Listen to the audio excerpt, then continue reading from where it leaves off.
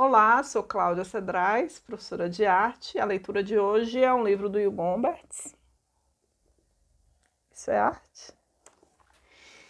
E eu gosto muito desse livro porque ele traça um panorama, né? Ele conta a história dos movimentos artísticos da arte moderna, trazendo contexto histórico, as relações entre os artistas, o que o artista estava pensando quando elaborou alguma obra importante.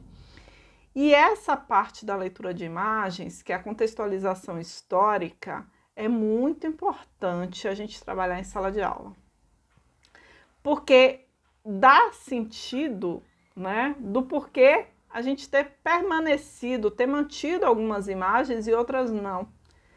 Então, dá essa dimensão do aluno, da importância daquela imagem, do contexto que ela foi criado e por que a gente permanece com ela até hoje, né? As mudanças que elas trouxeram para a nossa maneira de produzir e consumir imagens, né? Que é o caso das artes visuais, certo? E aí o trechinho começa na página 78 e ele fala o seguinte: de alguns metros de distância, muitas de suas pinturas começam a ganhar uma qualidade tridimensional. Chegue um pouco mais perto e você poderá ver que ele atirou grandes grumos de tinta a óleo vivamente coloridas na tela. Ele empastou a tinta e depois a moldou, não usando o pincel, mas a faca da paleta e os dedos. A técnica não era nova. Rembrandt e Velázquez haviam usado o empastamento. Mas nas mãos de Van Gogh, seus efeitos tornaram-se mais pronunciados e dramáticos. Ele não queria que a tinta simplesmente colorisse parte da pintura, mas que fizesse parte dela. Enquanto os impressionistas haviam procurado expor a verdade pintando o que vinham com rigorosa objetividade, Van Gogh queria ir além e expor verdades mais profundas sobre a condição humana. Assim, adotou uma abordagem subjetiva, pintando não apenas o que via, mas o modo como se sentia em relação ao que via. Começou a distorcer as imagens para transmitir suas emoções, exagerando para causar efeito, como um caricaturista. Pintava uma oliveira madura e enfatizava sua idade, retorcendo-lhe o tronco sem piedade e desfigurando os galhos até que ela parecesse uma velha nodosa, sábia, mas cruelmente deformada pelo tempo. Depois acrescentava aqueles grandes nacos de tinta a óleo para acentuar o efeito, transformando uma pintura bidimensional num épico em 3D. Uma pintura numa escultura.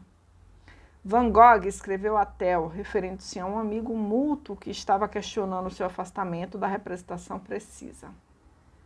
Diga-se Rê, que eu ficaria desesperado se minhas figuras fossem exatas. Diga-lhe que anseio por fazer tais incorreções, tais desvios, remodelações, mudanças na realidade, para que elas possam se tornar, bem, mentiras, se você quiser, porém mais verdadeiras que a verdade literal. E assim fazendo, inspirou um dos movimentos artísticos mais importantes e duradouros do século XX, o expressionismo. E eu diria mais, não só o expressionismo, Van Gogh inspirou até hoje a maneira da gente produzir e consumir imagens.